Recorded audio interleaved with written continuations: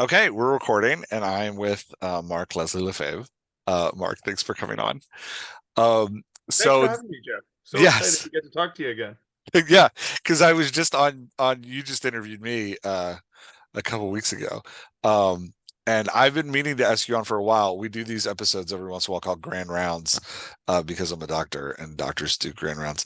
But so it's time to bring on people who are like uh I feel mentors, guides, and hold a ton of wisdom that those of us who are still learning need to be around. Not that you're not still learning, We're all because I know still you learning. push back We're all on that. still Yeah, learning, Dr. Elkins. yeah. So I appreciate you doing this. All right. So for people who don't know you, here's some you're a writer, editor, professional speaker, book nerd, and you have a deep passion for craft beer, which I that took that bio off your website. But digging a little deeper, you've been in the publishing industry since 1992.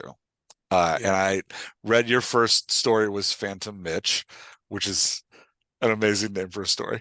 Uh, Nice play on words. yeah, perfect play on words. Got accepted Yeah. right as you're coming out of university to the Wicked Mystic magazine. So I Mm. want to try to take you all the way back to 1992. Mm. How did it feel? Because I know back then, like magazines have changed, right? Like it's a Yeah. different world Yeah. now. Back then, getting a magazine deal was a big deal. Like that's how King started. Like, Yeah. Yeah. um, how did it feel to get that first story published? Do you Oh, the going wisdom was, sell your stories to magazines, build a name for yourself, then maybe submit a full manuscript to editors, because then you'll have a proven track record, right? You've gotten some, oh, he's been published in these magazines. Well, the first story that appeared in print was not actually, the Phantom Itch was my first horror story, Oh, which okay. came shortly after. But my first story was actually a YA humorous fiction tale, and I remember it was in a digest size magazine. It was called Chapter One, and it was meant for beginning writers. So it was kind of like if you didn't have any professional credits, they would look at you. So that helped get me to the top of the slush pile, Yeah, because I hadn't been published yet. that's so I funny. mean, no, short story hadn't sold professionally. I published articles and stuff like that in local newspapers, but they were all free. I never got paid for them. And honestly, it was so exciting, such that when I got the magazine in the mail and the check for whatever $25 or $5 or whatever it was I was supposed to get, because it was not even semi-pro rates, I didn't even care that I didn't get my $5 or $25 or whatever it was that I was promised. All I cared about was my book. It was in print, and this probably because I was in Canada, and the editor was like, "How do I pay a Canadian?" Right? Because you got to remember, people would, it would be checks and things like that. We didn't Yeah, have an internet back then, right? so funny. But it was so exciting. I still have it. It's on the shelf. It's my No mantle way. You shelf. still have a copy? Still have it right here. I can. Yeah, Oh, where did it go? Right there, right oh, here. that's amazing. Yeah, right there. Digest That size is magazine. awesome. So that was my little note where, my home address, and it was Chapter One for the unpublished writer and all of us. Yeah, and that was the first That's so volume great. of the magazine. And I actually Wow. reached out to the editor recently. I found her on Facebook, and I said, I just want to let you know you made my day in a major way, That's because you were the incredible. first editor to send me an acceptance letter. So Oh that my was exciting. gosh. Yeah, That's yeah. so great. So I haven't forgotten it. Yeah. We talk a lot about what does it mean to be an author? And it sounds like for you at that point in time in history that that was kind of that demarcation point of Yeah. like I've crossed over from like someone who wants to write to somebody who now does this professionally.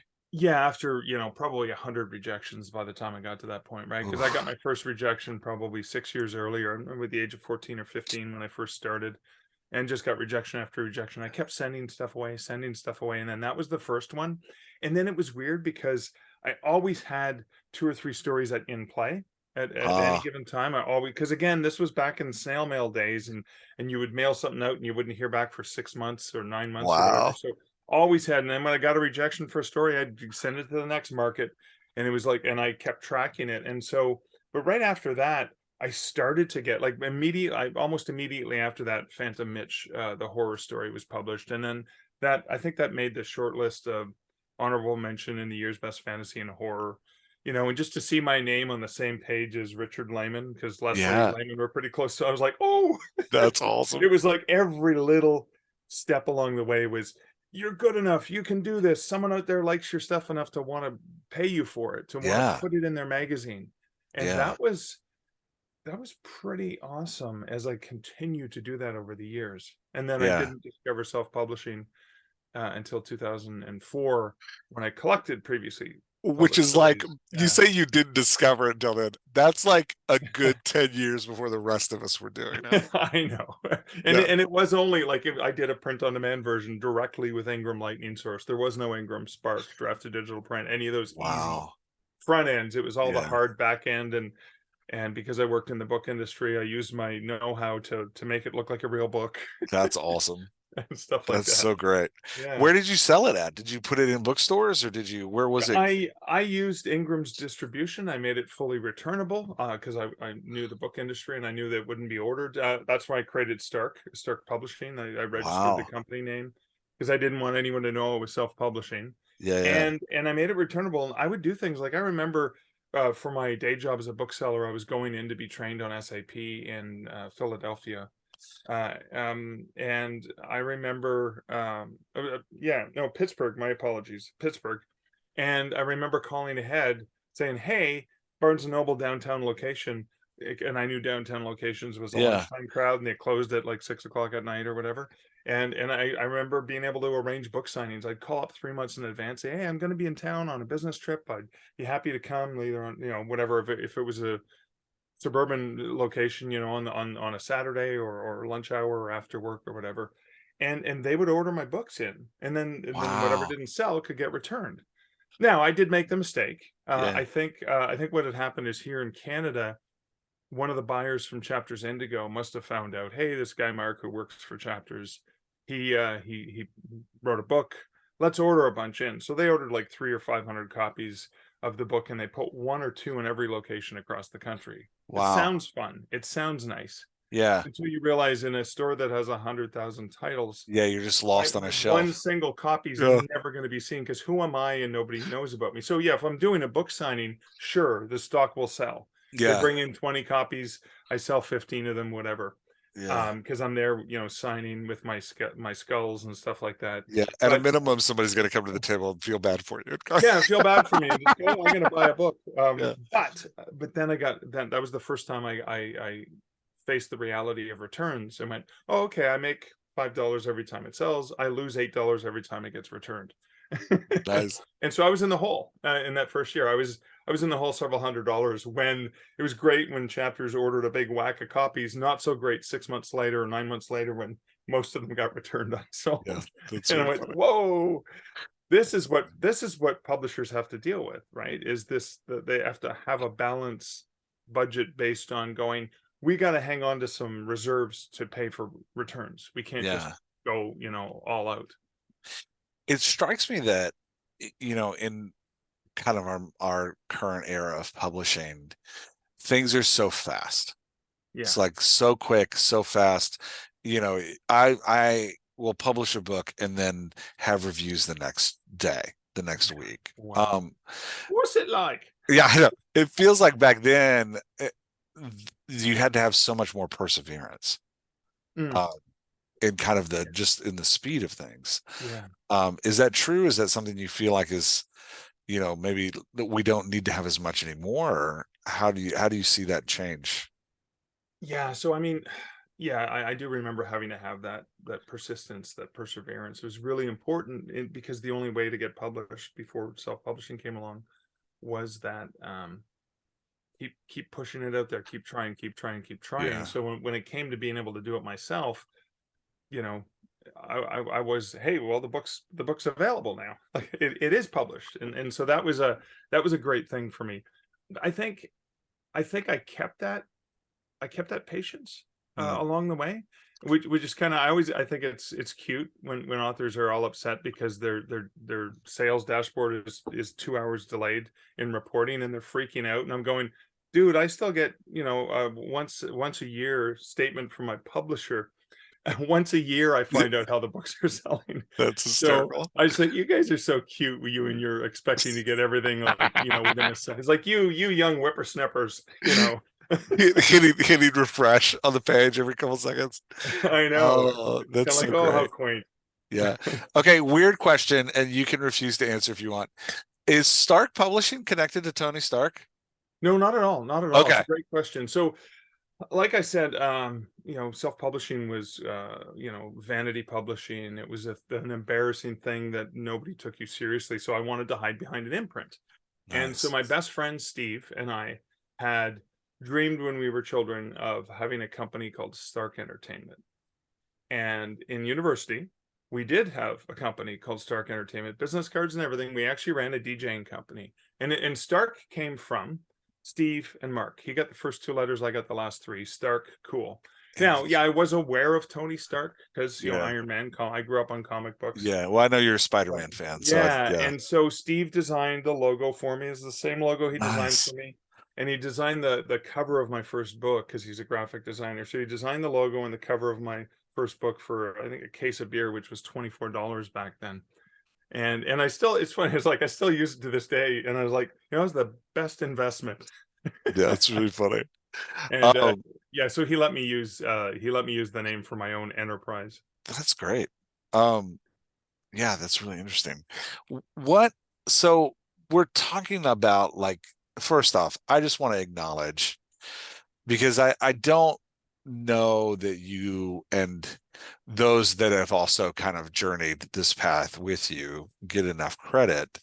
Um, a lot, we kind of live in the world you've created. And I just want to acknowledge that, starting off publishing in 2004, like self-publishing in 2004, and then, moving into different positions in the industry where you really championed, like having platforms for authors to publish over at Kobo and now at Drafted Digital, and just being a spokesperson for kind of what we all do now. Yeah, I just want to take a second to appreciate Well, thank you. Thank you. I mean, I the was lucky. I battles was you lucky to fought. be there. But I was lucky to be there. I had a lot of great mentors myself, and every step along the way, I mean, new technology has enabled people to be able to do more things, right? Yeah, And so I'm lucky to have been among the early adopters of some of these technologies and to appreciate what was coming yeah. and to understand what it was like, when we had to walk both ways up to school in snow, 10 It's feet of no, snow, yeah, bare feet, and both ways uphill, with that the kind of, sun beaming down on you. Yeah, yeah, all that, yeah, all that, all that, yeah. all the stuff. So, Yeah. Well, so we're in this weird moment again with AI where it seems like things might be changing. mhm, When we're recording this, the Writers Guild of America is still on strike, partially about just payment structure, but also partially about AI potentially being used to write screenplays, and so there seems to be this big shift. Um, what are your Let's start with your thoughts in general. You've been very, I would say, measured and optimistic at the same time on your podcast about the rise of AI. And you've definitely given space for both fears and anxiety and people who are excited about it. What are your thoughts on this current place we're in with publishing? well, I have to acknowledge the fears because we're always going to have these things that we're nervous about, that we're anxious about. Come on, we're writers. We Yeah. we we imagine all kinds of things, right? So, and it's very powerful. And the better the writer we are, the more powerful our imagination, Yeah. right?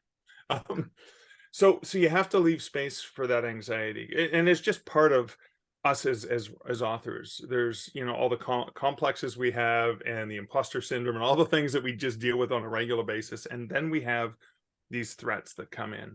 And I try to take a look, and I just did a keynote for AuthorTube writing conference, and the focus was on technology. And what I did is I took a look at, and I've long looked at this, the history of publishing, and how all these technologies along the way that seemingly seem to threaten the status quo Mm, created new opportunities, mm, created more opportunities, created more readers, gave writers bigger opportunities than ever before. going from, Gutenberg is going to put a bunch of scroll makers out of business, Yeah. right? And things like that. And I always think, and I subscribe to Mitch Joel's mantra when it comes to technology. Mitch Joel's a Canadian Seth Godin digital marketing guru. I Yeah. admire him. The 6 Pixels of Separation podcast is, I don't know, like 800 episodes. He's kind of like, we've been going as long That's as Joanna wild. Penn. Mitch is a great guy, and he always says everything is with rather than instead of. So it adds to.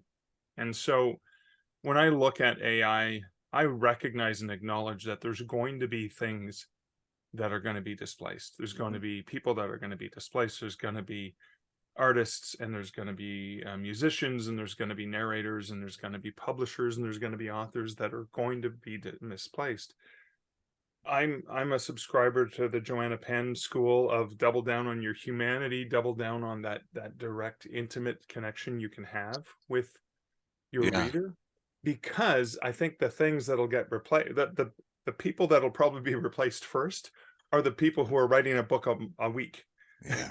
Because trying to keep up with something like that is virtually impossible.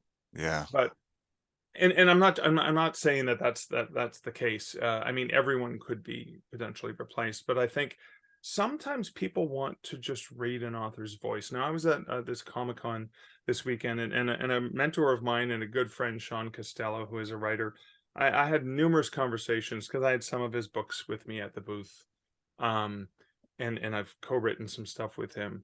And everyone I was talking to just said, I like, well, this book by Sean's a little bit different. It's not horror, it's not a thriller, it's whatever. It's like, it doesn't matter. I If don't care. Sean wrote Yeah. it, I'm gonna read it.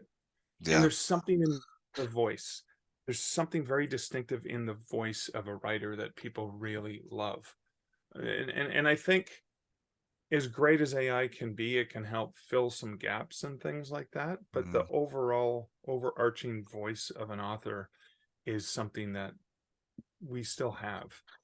Yeah, And and hear part of what you're saying is that it's so critical to be building those relationships with readers, because that potentially is what's going to sustain over time, and like those are the people that are going to come back for that author voice.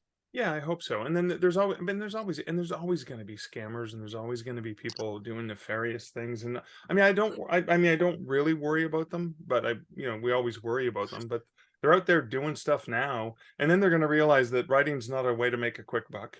The Yeah, you, reality you is, like, you I picked the love that wrong the industry. scammers, no, it's Yeah, like, I'm going to make $1 billion ripping people off with books, and you're like, good luck. yeah, yeah.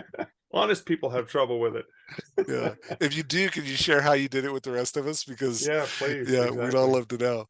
Um, yeah, it's funny you say that about the author voice. Like I grew up reading John Grisham, and just this week I saw that he had a new short story collection out with 3 short stories. And so, I bought them, and I'm reading them, and it's not his best work, but it's like putting on a really comfortable shoe. It's like, Yeah. yeah, this is he's got a voice. It sounds the same as it did in the 90s when he wrote The Client and The Firm and those, like, ones that really made his reputation. And he brought back a couple old characters in a couple of them, and I was like, hey, there's that dude. There's that familiarity. I mean, Yeah. my first John Grisham was Painted House, which is a Yep. non-genre, right? Like more like Yep. contemporary fiction. Yeah. And Yeah. that was my first exposure to him. And I was like, oh wow, this guy can write. Yeah. He's Yeah. not just popular, he can write. But even those sound like he's got that one, and then he's got one. I think I can't remember what it's called, but it's about an American football player who goes to play in Italy, and most of the book is them just eating pasta. But it's still a Grisham book. Like, it's just, Yeah. you read it, you're like, oh yeah, this is a Yeah. Grisham book. So one of the advice, part of the advice you've given, I think beautiful advice you've given and spoken really well on it, especially in your book Wide for the Win in the past, is that authors should be going wide and looking for wider opportunities. Yeah. With this, as we're talking about this, like, change in publishing, um, how do you feel about that advice? Has that changed, or is that, would you say it's more important now than ever? Kind of, where are you on the scale with that? Yeah, it's so interesting. This month, June of 2023, as we're doing this interview, I was just looking at my scribe count dashboard, and my version of wide goes beyond just Amazon versus 5 other Yeah, retailers. yeah, My version of wide is inclusive of everything.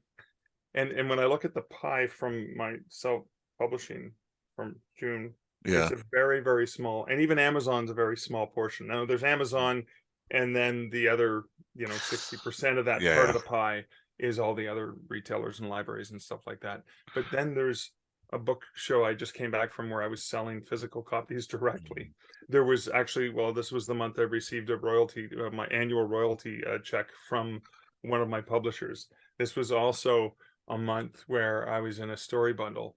And Mm, so my chart isn't always dominated by Amazon. My yeah, chart is dominated by wherever things happen to sell today, and it's going to change. Even yeah, Jeff Bezos has said, very publicly, Amazon will be disrupted. And yeah, I'm not suggesting to publish wide because I think that's going to happen anytime soon.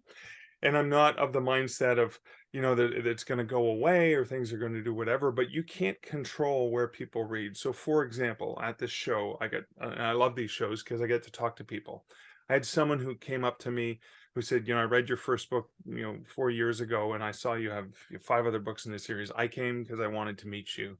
I mm, know I could order these books online, but I wanted to meet you. I wanted to talk to you. I wanted to get you to sign them for me. mm. That's a special, special thing. Yeah, And now that's that was a beautiful. case where a lot of the people wanted physical books. I would say, hey, you could get this book. This book here is free online. You get the ebook free online. They're like, I want a print book. And Yeah, so if I put all my eggs in the you can only get it online basket, and I don't participate in these other things, I'm going to miss out on readers who maybe only read at the library, or people who want it in print, or people who want the audiobook version. And I love so that. so being open to all of the possibilities, being open to not having your hands tied to say you can only do it this way, you should only do it that way. And that being said, I'm also wide to the thought that there are some authors who just want to be exclusive to a single retailer because it's easier for them. Yeah, And I'm wide to the possibility that that may work for them. Great. That's yeah, good for you, right? yeah, And if that doesn't work, well, you still have other options. Just, and it's only 90 days to wait until you can pull that trigger. yeah.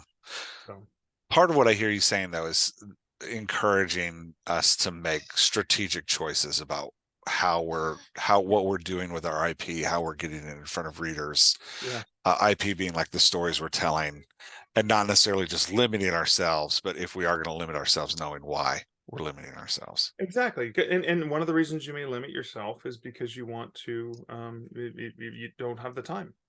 And Yeah. so that's why, like, even, I consult with Draft to Digital. I have a position in the company. I work 20 hours a week for them. And so I'm obviously very biased towards Draft to Digital. But Mm, often when I work one-on-one with authors, I say, hey, Draft Digital is a choice. You're in complete control. And they go, I'm just going to use it for everything. I'm like, well, you may want to go direct to a few places. yeah. But here are the pros and cons, right? Going direct means you got to have multiple accounts, and they're like, and some people are like freaked out. I'm like, yeah, but you're gonna make a little bit less margin. You may not have access to promotions, and for some people, strategically, they go, yeah, I only have so much time. Yeah. I don't care about that. I just want to get this out there. And so again, there is no one right way for authors, and I love to be able to, authors be able to come up with a custom approach for themselves. Yeah. Again, how do you write? What do you write? How do you publish it? Where do you publish it? Who do you work with? I love it. You should have those choices and options. We Yeah, do have free will, I believe. we do. Well, it's beautiful. Going back to kind of your role in the history of self-publishing, it's beautiful that you and others that kind of paved the way for this have created this world where we have these choices. Because um, I don't think that if there hadn't have been writers like you forging new ground and pushing for these kind of options, I don't know that publishers would have just given them to us. So I No, think that's it's, true. yeah, That's true. And I and think I'm it's great. honored that you would include me with all these really cool, smart people who did all those things, and I get to take some credit for it. Thank you. I appreciate Yeah. that. Um, okay. What's some advice that you used to give that you would say this isn't something you should do anymore? You know what? I used to constantly say write every day. and I realized that not everyone can write every Mm. day. And I've come to readapt it to being uh write consistently. Ugh. Only because, and again, that's based on my own experience. So if I consistently set aside X amount of time, like for example, for me, it works well for me because I don't have to go into an office. Is I can get up early, put the coffee on, and spend the 2 hours I used to spend commuting Mm. writing before I start work, before I start Nice. my other work.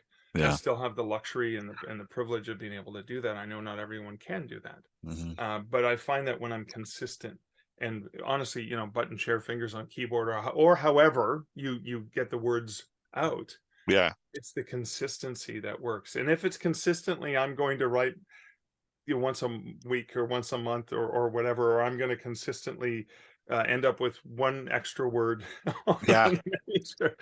I mean, I think it's the consistency over time that helps you recognize those goals. And it comes back to kind of like practice, right? Hmm. I remember working with an author who self-published a story. It was called Me Minus 173 Pounds. And it was about how she, after her weight kept going up and down, up and down, up and It's a down, great title. she finally, and it was a great Yeah. biography. One of the first, and it's like, I don't like biographies, but as I was helping format it for, I couldn't Hmm. help get caught in the story and read the whole thing and loved That's it. great. And actually, she helped me start running. But what Wow. she did is, I said, well, what's the secret? She said, well, I followed Canada's food guide, you eat a balanced Mhm. diet, and I started walking Nice. consistently. It's like, oh, you mean there's no magic thing? No, I just followed Canada's food guide. I ate a balanced diet, and I started walking. And then, by the time she was 40, she ran the Boston Marathon. Wow. That's Within, I think it incredible. was within 4 years of deciding to just do this. Yeah. And she's a motivational speaker and a brilliant writer, of That's course. great. But I remember it was the consistency of that. I'm just going to do these things, small steps. It doesn't have to be anything major, but the consistency shows over time. And you may not see it right away. You may not see that you're a better writer today than you were Mm. last year, last week, last month, whatever. Yeah. That's I can totally affirm that same advice. Like I don't write every day. I w I wish I could. I wish I did. Yeah, me too. Um, but I do, I have my set about times that like this is where I'm working my author business during Yeah. these days. And I should say when I'm in a healthy place, I do. I've been in Yeah. some times where like I'm not in a healthy place. Mhm. I'm not locking in the disciplines that I should be locking in. I'm not, I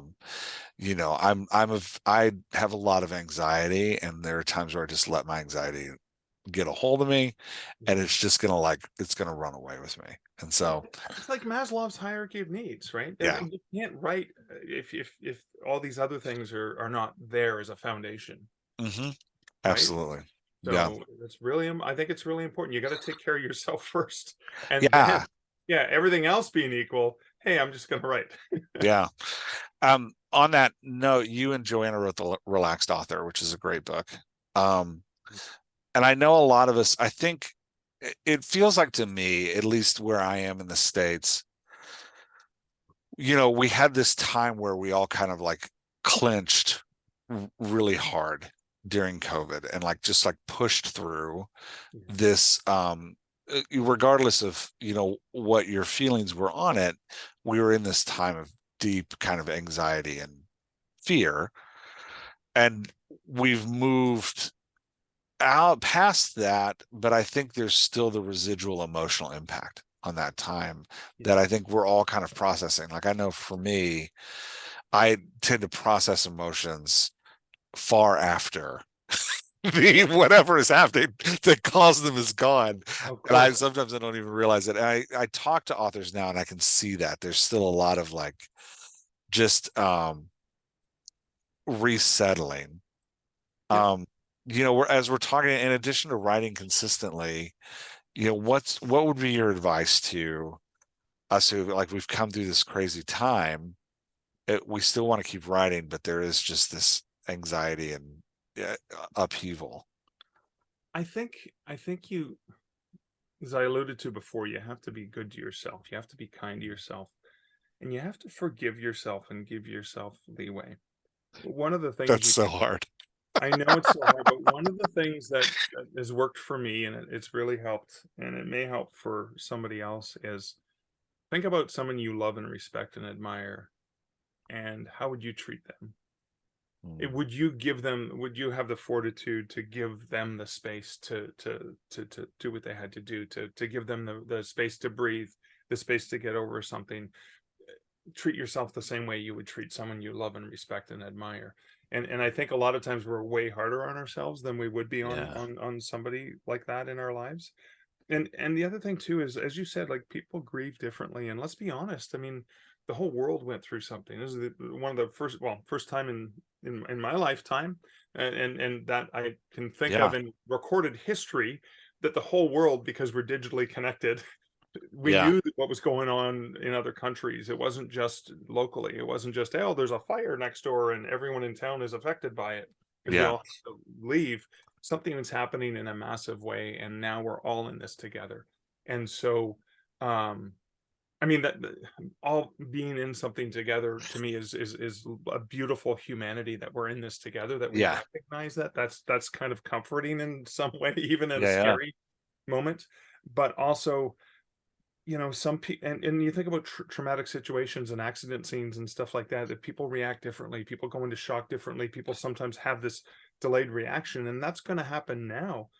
A friend of mine who came to an event, Hmm. thought they were ready for this event to be around that many people again, Yeah. and realized that they were pushing themselves too hard, and that was not for them.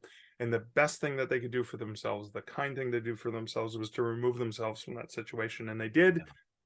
Took a breath, and everything's okay. And but beating oneself up because of your different way of reacting to something is not the best place to go. I always go back to thinking about, how would you treat somebody that you love and respect?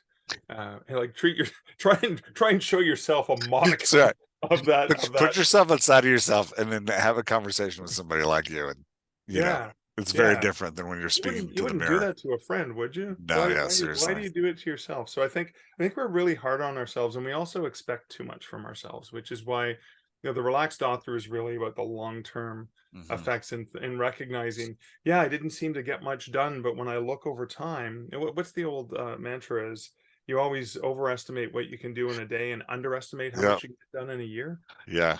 or whatever. Yeah. That's fun. Um, Another thing I want to talk about with you, because I think it's important, and because I asked the dialoguers what they wanted to ask you, and Yeah, this was yeah, one of their questions. You're incredibly open and supportive of the author community as a whole. And I find you very supportive, not just of like factions of the author community, but of the entire thing. You're like, all of us are in this together. yeah, yeah. um as you were just talking about a little bit. What would you say is the benefit?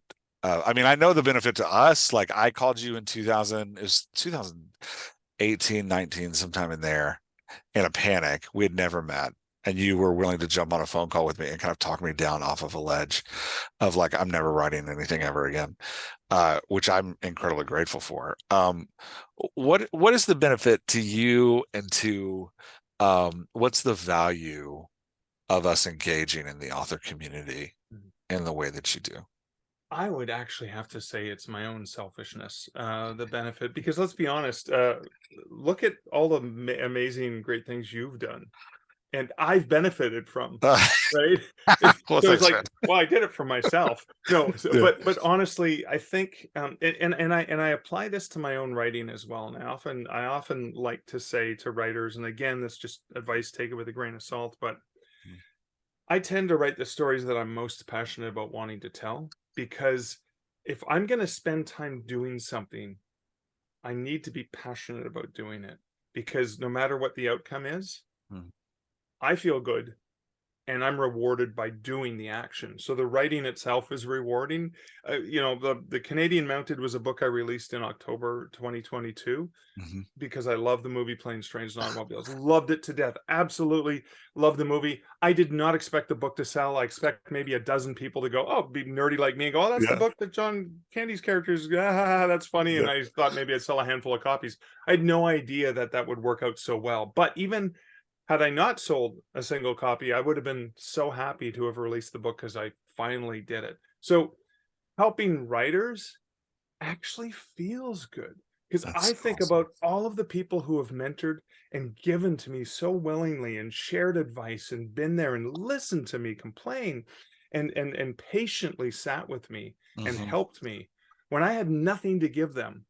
And so I feel like it's my duty to help other writers because hey, how do I not know that they're not going to be my next favorite author and I'm going to love reading their stuff, Yeah. you know, or they're going to help somebody. I don't know. I just feel I'm rewarded by doing it. The Yeah. act itself feels good, and so that's selfish.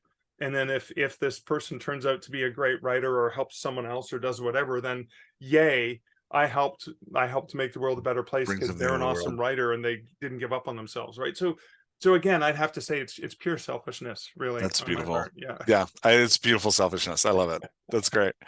What would you say is the most generous thing if somebody wants to get engaged in the author community or just wants to feel that like beautiful selfishness that you're talking about? What's the most generous thing you'd say somebody could do for another author? I think it's allowing themselves to share. Every single person has something truly remarkable about themselves that is unique and Mm, that someone else can benefit and learn from. I'm a huge fan of Michael Connolly's Harry Bosch, and Harry Bosch often his mantra is everybody counts or nobody counts. yeah. And I take that same approach that when I'm at a writer conference or whatever, that every single person here can teach me something. So I think as writers, even if we go like, well, but Jeff has this experience in dialogue and stuff like that, and he understands this, and he's really good at pulling it out and helping people. That's his expertise, and Mark understands self-publishing platforms, and he's been in the industry a while, so he knows that. No, you, dear listener, right now, you're watching this, you're listening to this, you have something really awesome and amazing to share with the world. You have it. If you're Yeah. willing to share it, you're going to make the world a better place. If you're willing to, and I'm not talking about giving stuff away for free. I'm just talking about being open-minded enough to recognize you've got something awesome that you know or are passionate about, and Mm. sharing that is probably going to help someone else out there. Wow, what a powerful thing. Doesn't cost you anything but a little bit of energy and time. Yeah, that's great. And I think it's so true. Like, in 2019, I wasn't sharing anything I knew. So it is that like there is, and if you'd asked me in 2019, do you have anything to share with authors? I would have been like, no, there's nothing. I don't got anything. So it's that, understanding that there is something you have to give to Yeah. others. I think is really great. Yeah. Can I Um, quote a good friend of mine, James Artemis Owen? please do. And he always says in the drawing out the dragon speech, which I highly recommend. I've told Right. people got to buy the book or listen to the audio version of it. Is nobody ever inspired anyone else by pretending to be less awesome than they actually are. Oh, that's great. Wow. Such Great a great quote. quote, right? Yeah, nobody ever inspired anybody by pretending to be less awesome than they actually are. I'm going to keep that one. Yeah. What was the name of this speech again? Or It's the book again? drawing out the dragons. Drawing of James the is a writer Dragons. and an illustrator. Dragon illustrations are Yeah, his forte, of course. He's a yeah, brilliant illustrator, but dragons are the one he's best known for. that's fun. And drawing out the dragons is a talk I see. I've seen James do it in person at Superstars writing seminars 10 or 11 times now. Wow, I've read the book, I've listened to the audiobook numerous times, and I've bought it for people and said, you need to read this, whether they're that's an awesome. artist or a writer, because it's a story about persevering as a creative spirit. And James really inspires me in a lot That's of ways. very So cool. I always return to the book myself, and I love listening to James doing the talk. And every time I listen to it, I get something new out of it. I love that. Who can I just ask a random question? Who else are you? What other authors, maybe not even nonfiction, but like fiction Yeah. you're reading? What else is inspiring your craft right now? Oh boy, so many things. So many. I mean, music inspires my craft big time. Oh, that's Television, fun. television shows, books. I mean, I just finished reading Stephen King's Fairy Tale, and Ooh, I haven't oh, read that one yet. It's on my list. it's so. I mean, honestly, you don't even get to the paranormal stuff. You don't even get to the fairy tale aspect. Yeah. The first, I don't know, 200 pages of the book or whatever, it's just a boy and an old man and the old man's dog, and it's the Mm. relationships that are just so powerful. That's one of King's the beautiful things that he can do is he can really paint those scenes. Yeah. He Um, connects characters in a really incredible way. and I just started listening to R.L. King, the first book, and I'm embarrassed to say I can't remember the name of it, but it's about a professor who is a mage, and he takes an apprentice under his wing, like Nice. a young mage, and it's such a great urban fantasy by R.L. King, and it's like, how did I never know about this author before? And I'm gonna go now. I'm gonna have to read all of them. It's just so great, That's and awesome. I think the thing that I mean, there's so many, and I will jump from book to book. I'll drive nonfiction, fiction. Hmm. I'm reading "Appropriate" by Paisley Rectal for a master's class I'm taking in publishing. It's a common curriculum, and we're talking with classmates about cultural appropriation, and Mm. even looking at appropriation in song and music and books and shows and culture. It's just I don't know. I take inspiration from so many things. Interesting. It's hard to pinpoint. It's almost like I take inspiration from whatever the latest thing is that I'm enjoying. Yeah, that's great. I love that.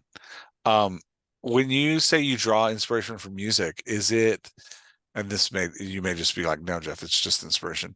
Is it, would you find it more like emotive, or is it more like there's an idea in that song that hits me? Like what does that look like for you? I think it's emotive. I think Okay. there's something about the way that the different instruments and the vocals can even be an instrument in some Mm, cases. The way that they play off one another that can actually well, not just tell a story, but even yeah. the auditory effects can impact your emotion. Yeah. And I think how can I with words impact that same emotion that I'm getting out of this song? How can I speed things up? I How can love I slow that. and whether it's a visual representation of how the words are structured on a page, because I know that's part of the psychology, Yeah. whether it's the changing of short sentences to long sentences to staccato things, Mhm. and whether it's even mimicking with the words themselves, pretending it's being read out loud, that's going to mimic some of that. I have so much fun with that. Now I can't listen to music while I write at all. Mm. If I listen to any music, it's got to be instrumental because the lyrics get in my head. Yeah. They really, really do. Yeah. Yeah. But yeah, there's so much to be inspired by in art in general that I want to try and impact into the things that I'm writing. That's cool.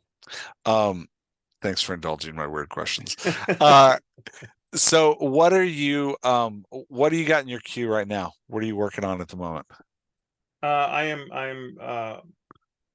desperately trying to get finished the first draft of Yippee Ki Mother Blanker, Nice. which is Die Hard, sort of a Die Hard fan's guide to the Die Hard I love franchise. it. That's great.